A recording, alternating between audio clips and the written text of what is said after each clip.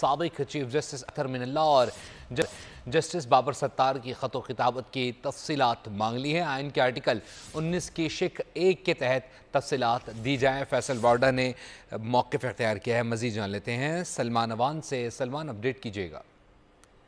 जी बिल्कुल, बड़ा important scenario हमें बिल्डअप होता दिखाई दे रहा है। काफी रोज से यही बात हो रही थी कि सोशल मीडिया के ऊपर जस्टिस बाबर सत्तार के खिलाफ, जो कि इस्लामाबाद हाईकोर्ट के मुअज़्ज़ज़ जज हैं, उनके खिलाफ एक कैंपेन चलाई जा रही है जिसमें उनकी दोहरी शरीयत के हवाले से उन्हें बदनाम करने की कोशिश की जा रही है। फिर हमने देखा इस्लामाबाद हाईकोर्ट ने इस हवाले से प्रेस रिलीज जारी की। प्रेस रिलीज में उनकी दोहरी शरीयत के हवाले से वजाहत की गई और अब उसी प्रेस रिलीज को बुनियाद बनाकर सेनेटर फैसल वाडा ने, जो कि ऐवान बाला के रुकन हैं, इस्लामाबाद हाईकोर्ट के रजिस्ट्रार को खत लिखा है और आइन के आर्टिकल 19A के तहत जो है मुतालबा किया है, इस्तदा की है कि उन्हें जस्टिस बाबर सत्तार और उस वक्त की चीफ जस्टिस इस्लामाबाद हाईकोर्ट के दरमियान होने वाली कन्वर्सेशन जो है उसकी तफसीलात फराहम की जाए, क्योंकि इस्लामाबाद हाईकोर्ट की जो जारी करदा प्रेस रिलीज है उसमें ये बताया गया है कि जस्टिस बाबर सत्तार की जानिब से चीफ जस्टिस इस्लामाबाद हाईकोर्ट, जो कि उस वक्त अपनी जिम्मेदारियां निभा रहे थे, आगाह किया गया था अपने US ग्रीन कार्ड के हवाले से और कुछ उन्होंने ट्रैवलिंग का उसके बारे में जिक्र किया था।